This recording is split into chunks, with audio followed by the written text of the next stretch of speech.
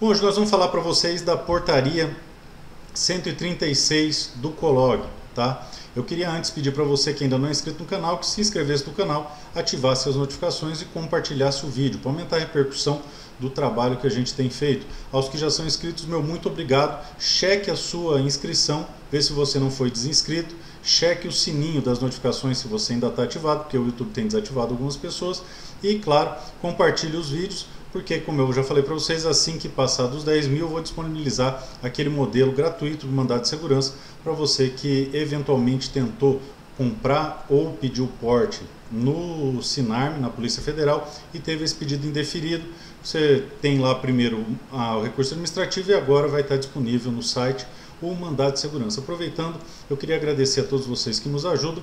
Por isso, também eu quero pedir a vocês um feedback do que vocês acharam do cenário. Vocês viram que na live estava preto, hoje eu coloquei azul. Depois me fala o que vocês acharam disso aí. A gente pode mudar, tirar, sei lá o que. E também eu comprei um microfone novo, então eu queria saber um feedback sobre o áudio, como é que ele está saindo e tal, não sei o que. E tem mais uma novidade para vocês que eu vou mostrar para vocês agora, tá? 1, 2, 3 e... olha que legal. Eu não sou um expert nisso aqui, mas fica bem legal se a gente puder tratar do tema desse jeito aqui. E vocês vão vendo, eu vou só mudar essa janelinha para cá, acho que aqui fica bom, para cá, porque daí vai dar para vocês lerem os apontamentos. Essa aqui é a portaria 136 do COLOG, e como vocês podem ver, eu fiz algumas marcações nela aqui. Eu vou explicando para vocês o que essas marcações se referem. Bom, de cara ele vem aqui e explica sobre o que trata isso daqui, né? Dispõe sobre o registro e cadastro de transferência de armas de fogo do Sigma, ou seja, trata do atirador desportivo, do CAC. Tá? Aí você que está chegando no canal agora, você que já é inscrito no CAC, fala, pô, mas o canal só fala de CAC. Não, o canal fala de um monte de coisa.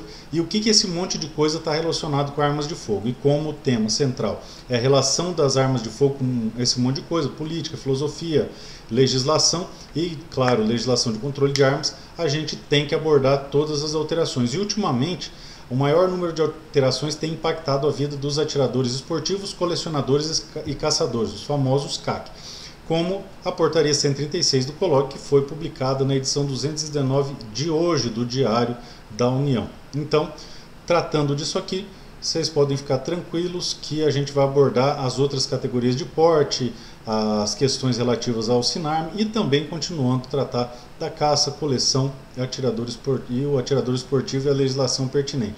Mas seguindo o baile, logo no cabeçalho, ele vem e fala que vai tratar dos decretos 9845, 9846, 9847 e o 1030, que trouxe o R105. E o que ele traz de interessante disso aí? Vamos lá.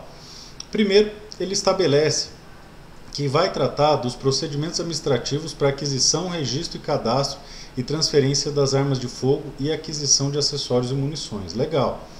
Aí ele traz primeiro a aquisição de arma institucional na seção 1. Como a gente não é instituição, certo? Depois nós passamos direto. Na seção 2 são as armas de fogo da Polícia, Bombeiros, ABIN e GSI. Também a gente toca até chegar na seção 3, que é dos colecionadores, atiradores e caçadores.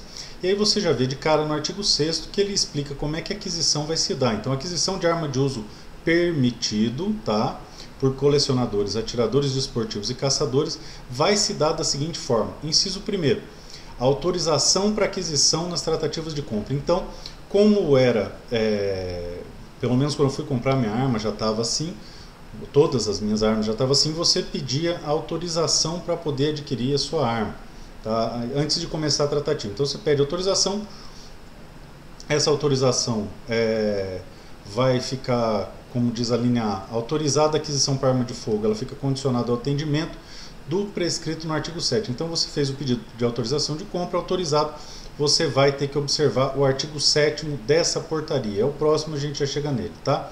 E essa autorização vai ser formalizada pelo despacho da organização militar de vinculação do colecionador, atirador ou caçador. Até aí, nada de muito diferente.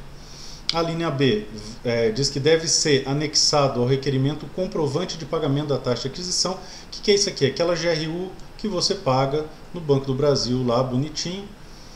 Na linha C, a autorização para aquisição da arma de fogo vai ter validade de 180 dias, para que dê tempo de você terminar suas tratativas, adquirir a sua arma de fogo. Nossa primeira anotação diz respeito ao seguinte: essas armas são para compra no Brasil, ela não regulamenta importação. Interessante que a própria portaria fala taxativamente que vai ser publicado um outro normativo para regulamentar as importações, tá?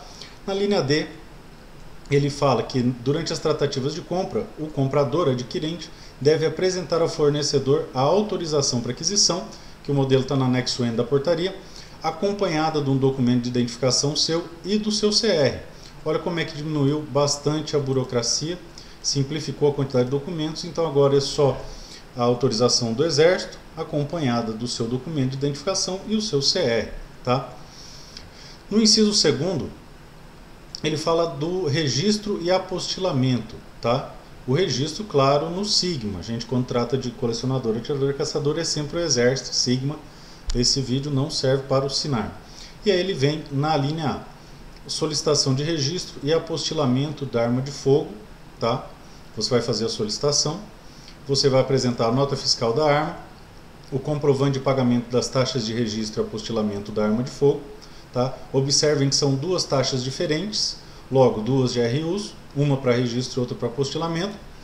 3. A ficha para cadastro da arma, que está no anexo F1, tá? No final da portaria tem os anexos. B. Os dados da arma têm que constar lá do adquirente e vão ser publicados um documento no Diário Oficial interno lá deles, do Sigma. Tá? Depois vai ser emitido o CRAF e entregue a arma. A arma vai ser entregue só depois de cadastrada no Sigma, mediante a apresentação do CRAF com a guia de tráfego expedida pelo fornecedor. Nesse caso, fornecedor, porque você compra na loja, tá? E é como estava, né? Expede primeiro o CRAF e depois você vai pegar a sua arma. Recebido o CRAF e a arma de fogo, acabou o negócio. Se depois da compra for indeferido o registro, tá? Você já comprou, teve autorização, depois indeferiu o registro, cabe a você, comprador e fornecedor, resolver isso aí, tá? Para cancelar a compra. Bom, e o que fala o artigo 7º que ele se refere lá em cima? Ele fala dos limites de armas de fogo de uso permitido, olha só que legal.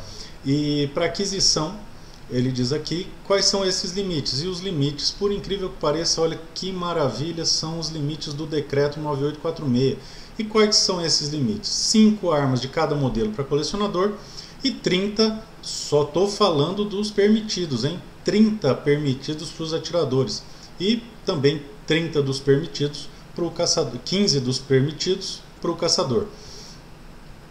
O interessante aqui, ó, quando tem essa setinha aqui, é que é uma notícia boa, tá? Ele vem e traz o texto do parágrafo 1º do artigo 3º do decreto 9846, que quer dizer o quê? Que poderão ser concedidas autorizações para aquisição de arma de fogo superior a essas quantidades aqui. Então você vai poder comprar mais de 30 armas de calibre permitido, desde que você justifique lá no Exército e eles entendam que você precisa de mais armas. Ó. Poderão, o parágrafo 1º do decreto, do artigo 3º, diz aqui, ó, poderão ser concedidas autorizações para aquisição superior aos limites estabelecidos no parágrafo 1º a critério do comando do Exército. Então você justificando a critério deles discricionariamente, mas depois de 60 armas pode pôr discricionariedade, né, igual no Sinarme, que é logo de cara, eles podem te autorizar aí além disso. Olha que maravilha que ficou. O interessante, gente, é que olha como é que a gente perde no PL 3723. A gente sai de 60 armas, 30 de uso restrito, 30 de uso permitido, e cai para 16, sendo apenas 6 de uso restrito. Mas, enfim, bom, eu falei que não ia falar mais do 3723. O artigo 8º, ele vai trazer aqui a aquisição de uso restrito, tá? Para colecionadores, atiradores e caçadores. O procedimento é bem parecido, tá? Com uma ou outra nuance. Vamos seguir aqui para ver. Ó. A aquisição, como é que vai funcionar? Autorização para tratativa de compras. Mesma coisa. Autorização é condicionada ao atendimento do artigo 9 ao 12, que é o que explica qual que são os limites de aquisição, armas e tal, não sei o quê. e ela é formalizada pelo despacho na organização militar do CIS-FPC, tá? De vinculação do colecionador, tirador e caçador. O requerimento deve ser instruído com comprovante da taxa de PCE. No caso de tiro desportivo, aqui, ó, isso aqui é interessante, ele já traz aqui que no caso de tiro desportivo é necessária a comprovação de que a arma pleiteada está prevista nas regras de práticas nacionais ou internacionais das modalidades indicadas pelo adquirente. Se você procurar isso aqui nas de calibre permitido, senhores, ó, calibre permitido não tem essa restrição. Vamos voltar aqui para comparar, olha lá. Autorização para aquisição do extrativo de compra. A linha A. Autorização obedecendo o 9 ao 12, formalizada pelo despacho da organização militar. Requerimento da linha A instruído com a taxa de produto controlado pelo Exército. E C. No caso de tiro esportivo, é necessária a comprovação de que a arma pleiteada está prevista nas regras de práticas nacionais ou internacionais da modalidade de tiro indicada pelo adquirente. Se você voltar aqui nas de permitido, ó, repare. Autorização para tratativa de compra. Eles têm as linhas A, B, C e D que dizem que a autorização está condicionada ao atendimento do artigo 7º, é o equivalente ao 9 ao 12 lá. Deve ser anexado o pagamento de taxa, é o equivalente ao segundo lá. E a autorização já vem para cá. A autorização tem validade de 180 dias. Nas tratativas tem que apresentar a autorização e o CR e só. Olha que legal. Já na restrita, ó, volta aqui no 8º. Olha que interessante. Na restrita, ele já traz na linha C que você tem que comprovar que essa arma aí é uma modalidade indicada para práticas nacionais e internacionais da modalidade que você indicou. Aí você fica pensando, nossa, eu vou ter que pedir uma declaração, pagar para a federação. Não, gente, é bem mais simples do que parece. Ó. Na linha D, ó, a comprovação da linha C, que é que a arma é prevista em regras de prática nacionais e internacionais de modalidade que você quer praticar, ela é feita uma declaração pelo próprio atirador conforme anexo E. E tem mais que isso, ó. Essa declaração pode ser feita pelo próprio adquirente, como eu falei, mas algumas federações fornecem essa relação das modalidades na internet mesmo, tá? Você põe no Google lá a federação confederação, tem lá a descrição das modalidades, e aí você imprime e pode mandar lá essa declaração, ou você mesmo faz conforme a linha D. Bom, na E, ele vai dizer que as armas de fogo de uso restrito não portáteis ou portáteis semiautomáticas é necessário demonstrar que a data do projeto original tenha mais de 30 anos, nos termos do item 2, a linha B do inciso 1 do artigo 45. O que tem nesse artigo 45? Ele trata da figura dos colecionadores. Essa restrição do artigo 45 é específica para coleção.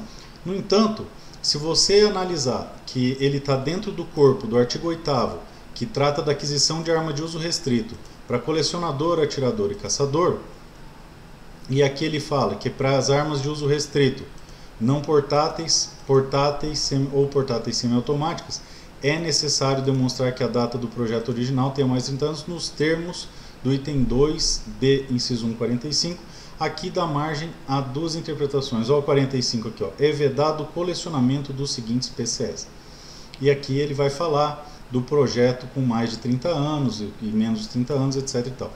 Aqui é o seguinte, ó, você pode entender que essa restrição, como se diz, ela se dá nos termos do item 2, a linha B do inciso 1 do artigo 45, e esses termos se referem ao colecionismo, olha lá, é vedado ao colecionador, você pode entender que isso aqui se refere só ao colecionador. Ou se você quiser dar uma interpretação restritiva, você pode entender que essa restrição existe para essas três categorias nos mesmos moldes do colecionador, que ele coloca aqui nos termos do artigo tal. Só que se você fizer uma interpretação mais restritiva, nos termos do artigo tal, ficaria só para os colecionadores, tá ok? Mas enfim, ainda assim não está ruim, a portaria está bem interessante. Outra coisa interessante aqui é que ele fala o seguinte, ó, que quando ele traz aqui a emissão do CRAF e entrega da arma, somente depois de cadastrada, parará, que é tudo que a gente já está acostumado, né? Somente depois de cadastrado no Sigma e mediante a apresentação do CRAF, a arma poderá ser entregue com a guia de tráfego expedida pelo fornecedor. O fornecedor deve entregar a arma no local indicado pelo adquirente ou diretamente a ele, desde que apresentado o CRAF. Eu recebi uma pergunta essa semana, não sei se foi ontem ou antes de ontem, de uma região militar que se negou a expedir acho que foi o CRAF. Eu não lembro o que foi, eu sei que indeferiu um pedido lá porque ele colocou como local indicado para receber o endereço da casa dele. Parece que foi a guia de trânsito, não sei, não lembro o que é. Eu sei que empombaram lá porque ele indicou a casa dele para receber a arma. Gente, é normal, tá? Eu indiquei a minha, recebi na minha sem problema nenhum.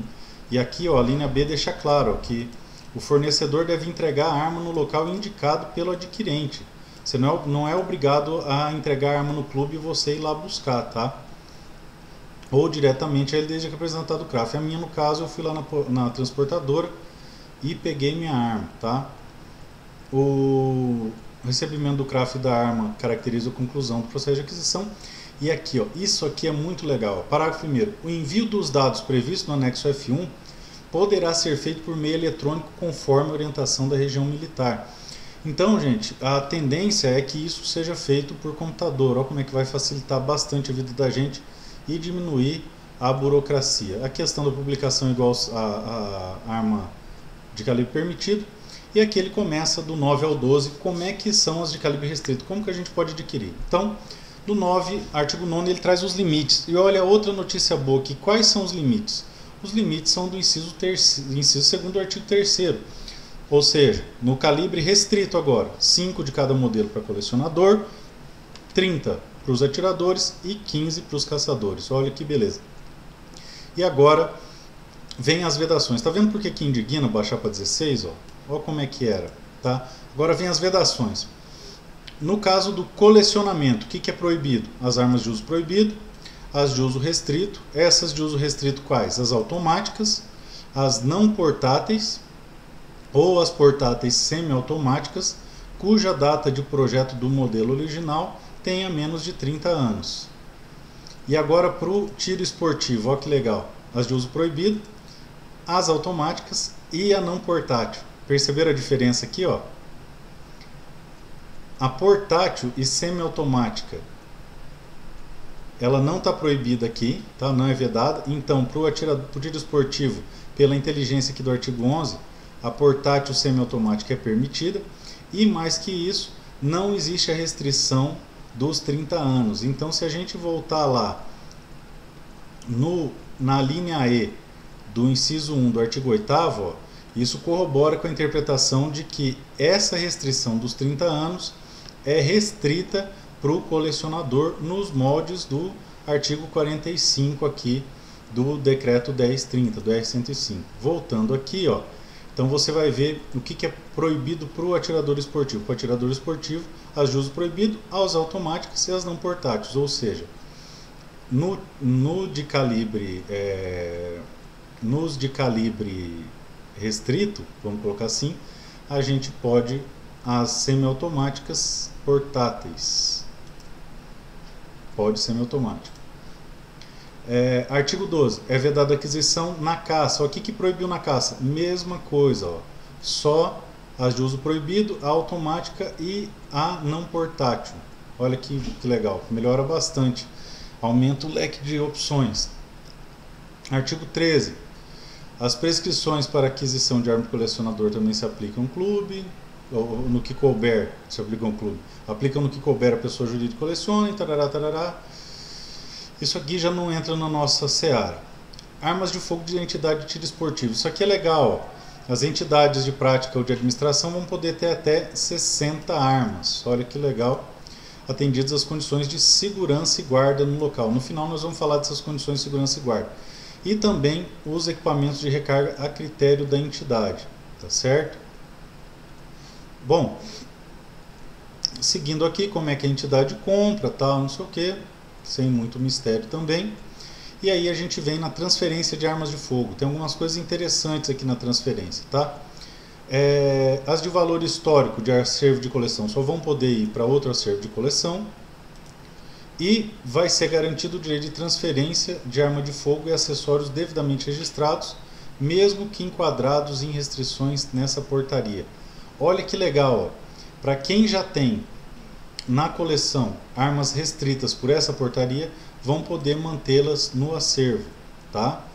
Então, no que diz respeito à transferência de armas de fogo, de uso restrito permitido, é interessante até reler isso aqui, ó. Será garantido o direito à transferência de arma de fogo e acessórios devidamente registrados, mesmo que enquadrados em restrições dessa portaria. Olha que interessante, ó.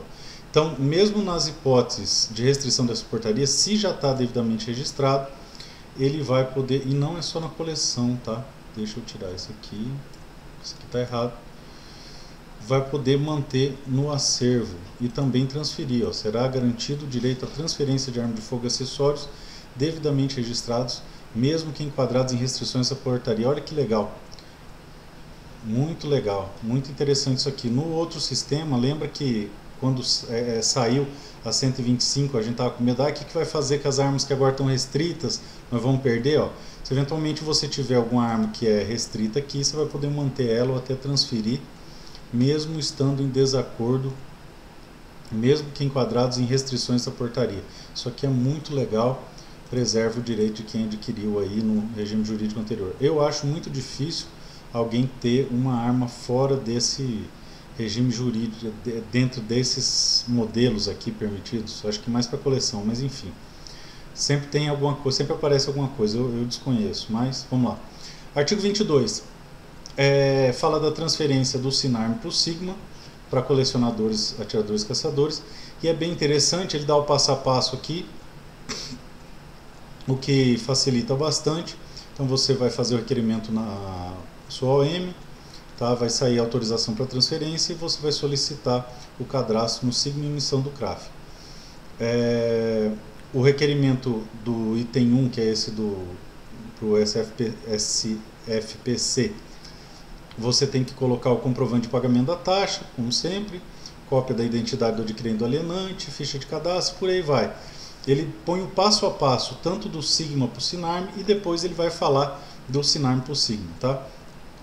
Outra coisa que é legal aqui, ó, a transferência de arma de fogo do Sigma para o Sinarme deve seguir as normas do Sinarme. Para aquisição de arma de fogo, cabendo ao Sigma emitir a anuência da transferência por intermédio. E aqui ele vai tratar do Sigma para o Sinarme. Então, acima do Sinarme para o Sigma, do Sigma para o Sinarme, feito passo a passo aqui, isso é bem legal, tá? Bom, no artigo 24, ele vai tratar da transferência da arma cadastrada no Sigma para o próprio Sigma, dando todo o passo a passo aqui, tá? Bem legal. O que simplifica bastante o procedimento, seja caçador, atirador e entidade de tiro, que vai seguir o seguinte. Aí ele explica aqui o requerimento, autorização, parará, parará. O de sempre está bem simplificado aqui qual que é o procedimento. No artigo 25, ele traz a transferência de Sigma para Sigma de bombeiro, integrante da BIM. Isso a gente não vai abordar aqui. O que mais que tem de interessante nessa portaria 136? No artigo 26, ele vai falar que a entrega da arma vai ser realizada somente após o Sigma ou o Sinarme expedirem o CRAF, óbvio, da arma já transferida, porque terminou a formalização de tudo isso aí. E seguimos agora a aquisição de acessório. Isso também ficou bem interessante, ó. Aquisição de acessórios de arma de fogo. Toda aquisição de acessório, considerado produto controlado, deve ser precedida de autorização mediante requerimento. Você pode pensar, pô, mas acessório não tem nada a ver, tem que apostilar acessório, mas lembrem-se que a maior parte, ou boa parte dos acessórios, não é mais produto controlado, tá? Então, todos os acessórios que são considerados PCE vão ter que ser precedidos de autorização. Mas você tem que se lembrar que as miras não são mais PCE, certo? E que normalmente PCE vai ser parte da arma, cano, ferrolho, gatilho, essas coisas, e é lógico que tem que ser apostilado, que está dentro do produto controlado, você precisa da autorização, certo? Pelo menos por enquanto está desse jeito. Aqui ele vem que é vedada aquisição para colecionamento, isso é outra coisa interessante, ó, de acessório de arma de fogo que tenha por objetivo abrandar ou suprimir estampido. Vamos chamar de silenciador aqui, popularmente conhecido como silenciador. Só que o interessante, ó, é que a restrição é só para o colecionamento, tá? Você vai ver aqui embaixo, ó, parágrafo 2º. A autorização vai ser concedida para o atirador esportivo ou entidade sendo necessária a comprovação de que o acessório pleiteado esteja previsto nas regras de competição da modalidade. Mesma coisa do lado de cima da regra de competição da modalidade, tá? Você pode pegar no seu clube ou na internet, eu pelo menos entendo assim, ou fazendo aquele mesmo modelo lá do inciso lá de cima. Essa autorização pode ser concedida também para caçador mediante exposição de motivos. Então, autorização para adquirir acessórios, certo? Aqui, ó. Logo, os caçadores poderão adquirir acessórios. Eu acredito que seria possível o supressor de estampido, tá? O silenciador, porque a restrição aqui é só para o colecionamento. Formaliza a autorização para a OM, tarará, segue. Parágrafo 5º. O requerimento deverá ser instruído com comprovante de taxa de aquisição do PCE e pela declaração da entidade nacional de administração do desporto que aceita aquela modalidade de tiro desportivo, conforme a lei 9.615/98. Cara, essa aqui é a tal da Lei Pelé. Quando eu coloco um xizinho aqui é porque aparentemente é ruim. Seria essa uma situação de sindicalista do tiro? Depende, tá?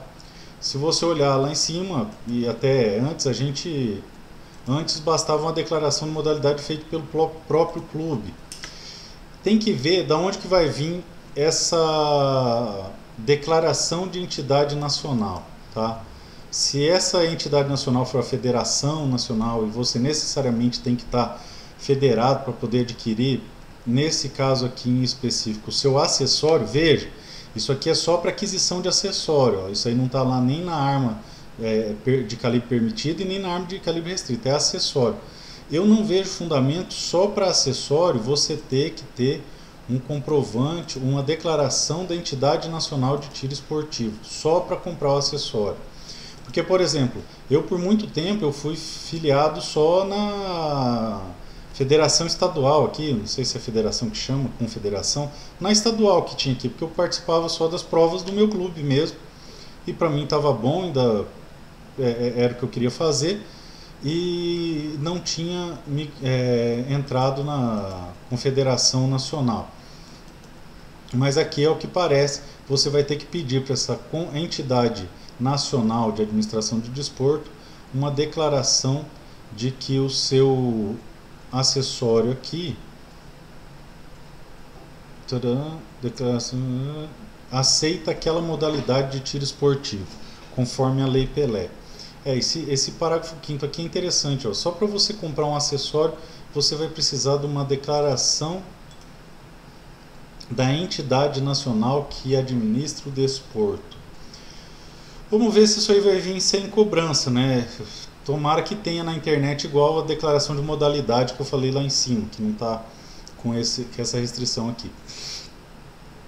Bom, o artigo 28, ele fala que o acessório deve ser apostilado no registro do adquirente. Até aí está ok.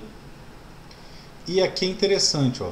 Será autorizada a aquisição de acessórios de arma de fogo para os integrantes das instituições dos incisos 1 ao 9 do artigo 34 do decreto, mediante o requerimento ao órgão vinculado do adquirente. Ele vem aqui, é vedada a aquisição de acessório de arma de fogo que possibilite abrandar ou suprimir estampido. Olha que legal. Ou seja, aparentemente, a vedação de silenciadores, vamos chamar assim, se restringe aos colecionadores e a instituições. Aparentemente, caçador está liberado disso. Porque, ó, se você vir nesses incisos, ó, é Polícia Federal, Polícia Rodoviária, Gabinete, Agência de Inteligência, Departamento Penitenciário, Força Nacional, Polícias da Câmara, Polícia Civil, Polícia Militar, certo? Então esses aqui do 29 expressamente estão proibidos de comprar o acessório que supressor de ruído ou estampido. Da mesma forma aqui em cima também está proibido de adquirir esse acessório o colecionador, só que não fala nada para atirador e caçador, então em tese, salvo o melhor juízo, está permitido. Vamos pedir para ver se dá certo, né? Desde que você consiga essa declaração da administração da Entidade Nacional de Desporto. Mas segue aqui, ó. Aquisição de munições. Também tem coisa muito interessante aqui nas aquisições de munições. Ele vem trazer aqui na seção 3 as aquisições de munições. E o mais legal é que é o seguinte: respeita o decreto tanto nas quantidades quanto na forma de aquisição. Ou seja, você vai poder comprar daquele jeito do decreto. Lembra que tem até vídeo aqui falando da CBC e tal, como é que estavam fazendo, que é mais simples, e na quantidade do decreto. Ou seja, para comprar basta você entrar em contato com o fornecedor e apresentar um documento de identificação válido, o CRAF da arma e o seu CR. Olha que beleza. Lembrando que a aquisição deve corresponder ao calibre da arma que você tem registrado. E quantas munições você vai comprar? Olha que interessante. Conforme o parágrafo 1º do artigo 4º do decreto 9846. E o que são essas quantidades? De uso permitido, até 5.000 cartuchos ou insumos, ou seja, ou 5.000 munições prontas, ou 5.000 pontas, 5.000 espoletas, 5.000 estojos, para cada arma, tá? Para cada arma.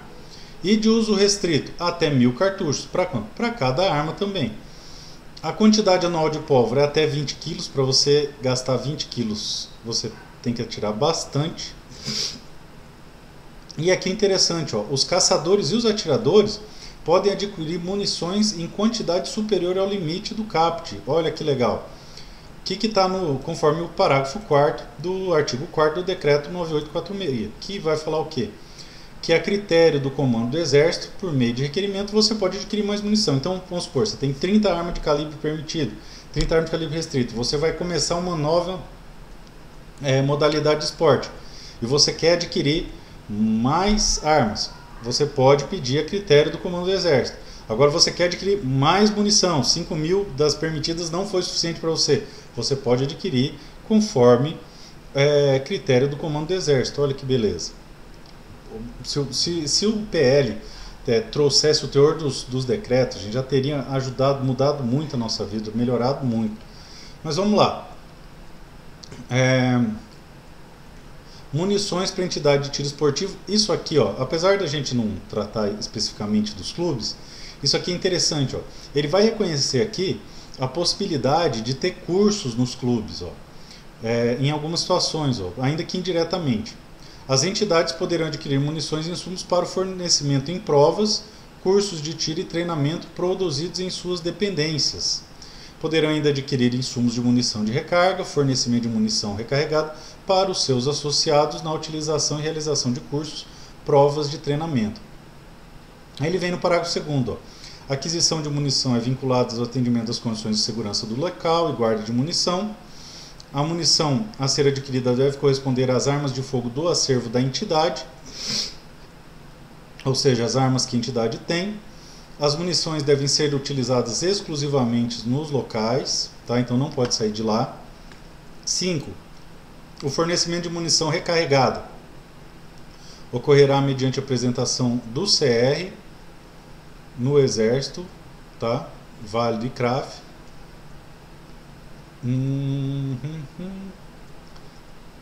Fica autorizado o fornecimento de munição para os cidadãos que estejam iniciando os procedimentos para aquisição de arma de fogo para defesa pessoal ou obtenção do CR, de colecionador, atirador ou caçador. Olha, isso aqui é muito legal isso aqui. Opa.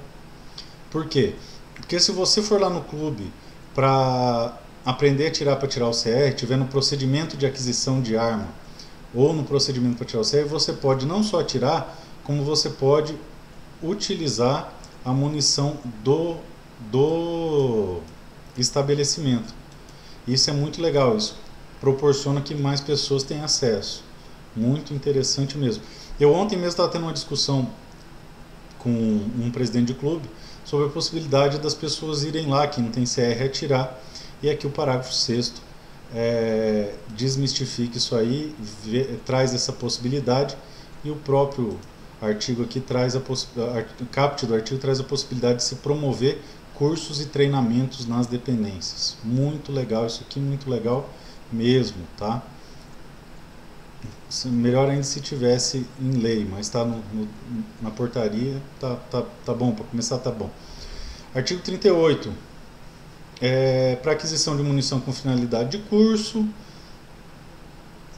a entidade deve considerar a quantidade dos instruendos, o tipo calibre de arma utilizada, a quantidade de cursos por período, a quantidade de munição por aluno. Os cursos devem constar no planejamento anual semestral da entidade. Certo? Aqui vislumbra a possibilidade dos clubes realizarem os cursos. Aquisição de munição e autorização da organização da OM via requerimento anexo M, tá? Isso aqui é mais coisa para o clube. No caso de aquisição de munição de insumos para cursos, as informações previstas devem constar no requerimento. Quais são as do 38? Isso aqui, ó, você vai requerer autorização. Aqui, ó, cadê? Ó, aquisição de munição para o clube é precedida de autorização, tá? Vinculada à entidade desportiva. E no caso de aquisição para curso, você tem que colocar todas essas informações, ó. A finalidade, a quantidade de pessoas que vão fazer o curso, tipo de calibre, quantidade de curso por período e a quantidade de munição conforme o planejamento semestral anual da entidade, certo? Ok. O que mais que tem de interessante aqui? No caso de aquisição de munição, tá? Você vai no pedido instruir com as informações do 38. No caso de aquisição de munição e insumos para prova, deve informar a modalidade, o período de realização da prova e qual a entidade nacional que aceita essas regras. Isso o próprio clube pode informar lá no pedido de aquisição. O artigo 42 é sobre o consumo de munição, que tem que dar baixa nas quantidades. O 43, os demonstrativos mensais de saída do consumo de munição, também a mesma coisa. Isso aqui é legal, ó. As entidades de tiro que possuírem sistemas informatizados de gestão capazes de gerar esses demonstrativos daí de cima, ó, compatíveis com os previstos, que é com as exigências previstas, podem manter os procedimentos existentes desde que tais demonstrativos contemplem todas as informações. Então, para você que tem clube de tiro aí, ou stand, se no seu sistema digital constar todas as informações exigidas na lei, você pode manter ele digital e franquear o acesso para o órgão de fiscalização. As entidades de tiro possuem sistemas informatizados de gestão capazes de gerar demonstrativos, podem manter os procedimentos desde que contemplem todas as afirmações. Isso aqui também é uma coisa bem legal que facilita. A aquisição de outro PCE não é do nosso interesse. A aquisição do comércio varejista, ele autoriza que os comerciantes possam comprar armas de uso permitido e restrito para venda no comércio varejista. Isso aí é muito legal. Em tese, a gente teria acesso a armas de uso restrito já nas lojas. Eu vou mostrar para vocês porque que é em tese, não vai ser tão fácil assim. Depois ele fala da aquisição de munição de utilização industrial. E aqui, para encerrar as disposições gerais. Aqui tem bastante coisa interessante, ó. As entidades de prática e administração de tiro desportivo deverão disponibilizar relação de modalidades, provas e competições com o respectivo armamento e calibres empregados pela entidade. Então, essa relação de modalidades normalmente tem no seu clube, tá? Então, essas entidades de prática, pode ser seu clube, ela vai disponibilizar essa relação aí. Tá? A disponibilização pode ser feita inclusive por meio eletrônico. Lembra que eu falei que tem algumas federações, confederações que tem essa relação aqui de modalidades na internet, você imprime da internet mesmo? Isso é muito bom, a setinha aqui, muito legal, desburocratiza bastante. Agora, isso aqui é lindo, gente, lindo, ó. Não serão exigidas cópias autenticadas dos documentos solicitados nessa portaria. Quem já não passou raiva autenticando cópia de documento pessoal e coisa arada toda? Eu já, várias vezes. Isso é muito chato, é uma burocracia sem sentido. A única observação que eu deixo é isso aqui, ó. Poderiam inserir o reconhecimento de firma, não é? Já pensou que legal se dispensasse o reconhecimento de firma para quem assina lá? Eu tive notícia de colega tirador que foi levar seus documentos lá, aí assinou lá na hora e falou, não, isso aqui você não pode assinar agora porque você precisa reconhecer firma. Aí foi lá ele embora reconhecer firma. Já pensou se o 63 trouxesse também a possibilidade de não exigir mais reconhecimento de firma, você assinar lá em loco ou algo parecido, seria muito melhor. Mas só o fato de não ter mais cópia autenticada já é um grande facilitador. Tem um baita de um cheque aqui, que é, isso aqui é lindo, lindo. Vamos até mudar isso aqui de lugar para não tirar o lindo da vista. Muito legal. E claro, a polêmica não poderia ficar de fora, o artigo 64. Eu recebi em vários grupos um questionamento sobre 64, que é o seguinte, ó, o armazenamento de armas e munição de uso restrito só poderá ser realizado em estabelecimentos comerciais e entidades de tiro e caça que mantenham permanentemente o serviço de vigilância armada. Aí o que o pessoal falou? Cara, agora todas as armas de calibre restrito eu vou ter que guardar no clube, eu vou ter que mandar para um lugar de vigilância armada, tá? Eu não vou fazer isso, tal. Calma, gente, não é isso aí não, calma.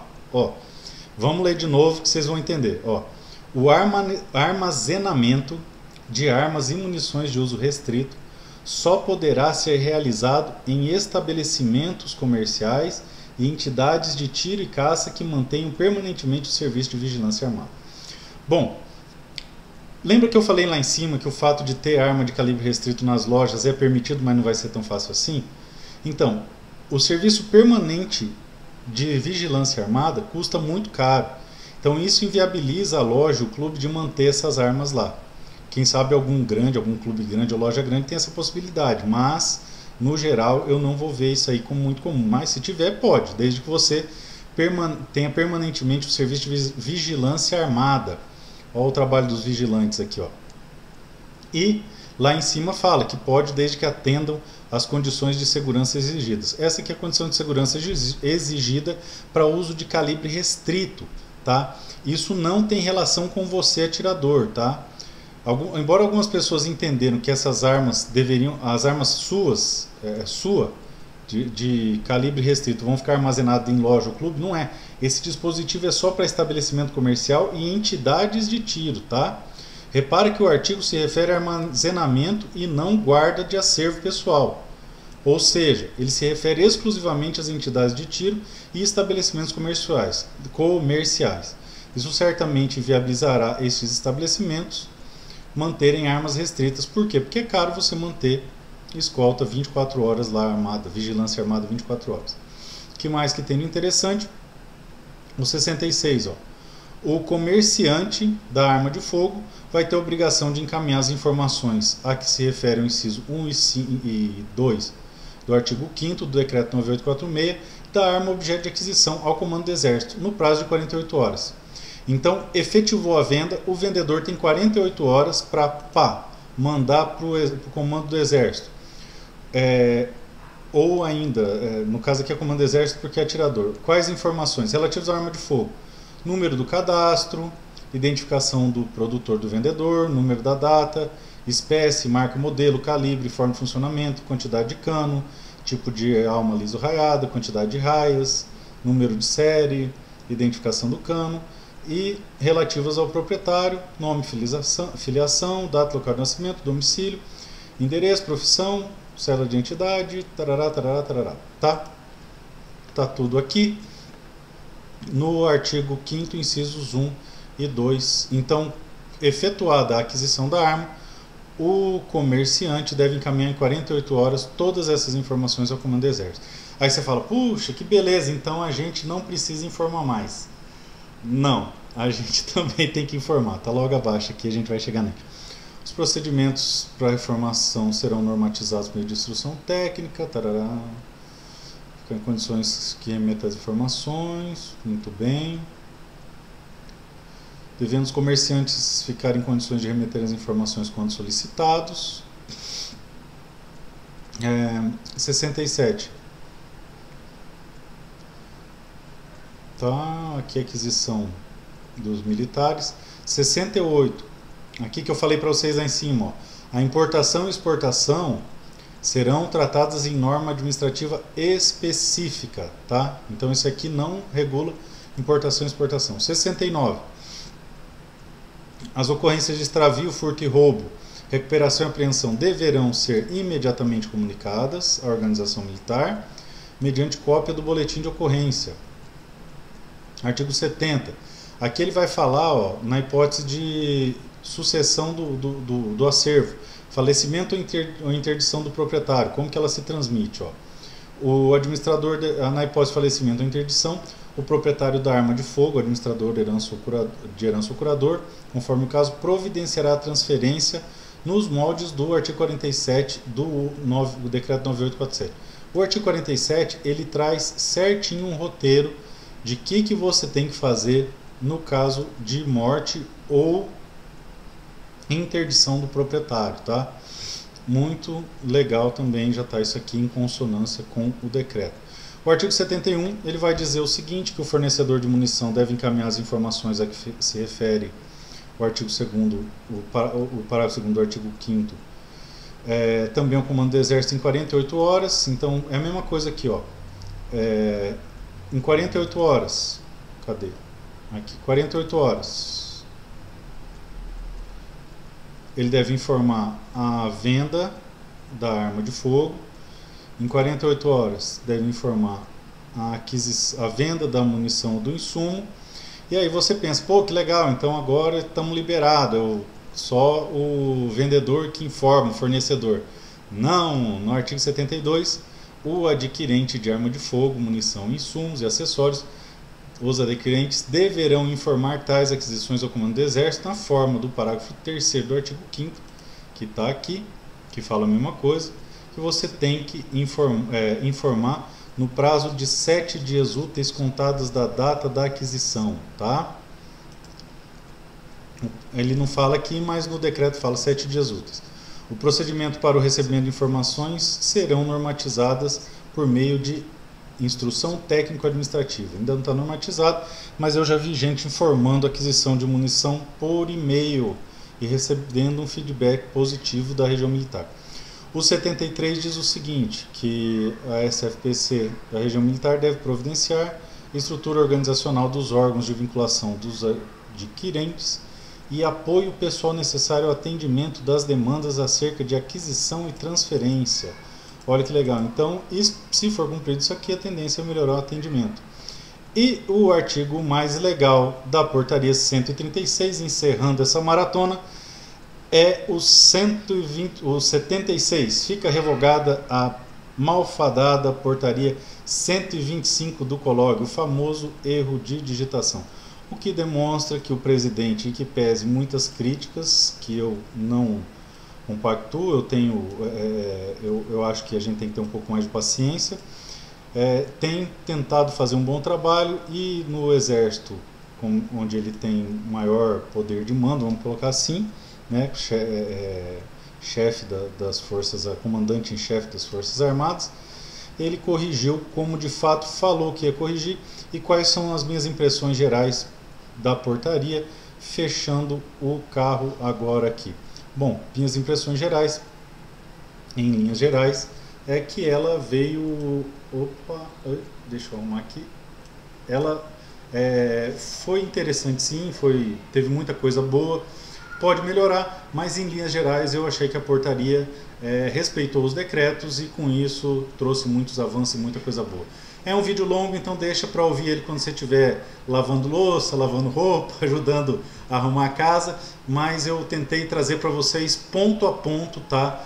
Todas as alterações interessantes, destacadas, para vocês acompanharem aí. Lembrando, qualquer dúvida, comentário, sugestão, coloca aqui nos comentários abaixo, clica no gostei, ativa as notificações, me dá o feedback do que vocês acharam do fundo azul aqui, dessa ferramenta de mostrar o texto no vídeo e como é que ficou o áudio também, para eu saber no que eu tenho que melhorar. E lembrando que eu estou aprendendo ainda, mas a tendência é aprender cada vez mais e ficar cada vez melhor, contando sempre com o apoio de vocês. Confiram os modelos disponíveis lá no site proarmas.com. Logo logo a gente bate 10 mil e coloca lá também um mandado de segurança. Lembrando que o canal não é exclusivo para CAC, eu falo de CAC porque as legislações últimas que têm saído são para CAC, é para todo mundo que tem interesse em conhecer a legislação a respeito de porte e posse de armas e muito mais que armas, a gente fala mesmo sobre liberdade, sobre legítima defesa e sobre direitos e garantias individuais. Eu agradeço muito a compreensão, paciência e parceria de todos vocês, meus amigos. Tenham uma semana abençoada e um forte abraço.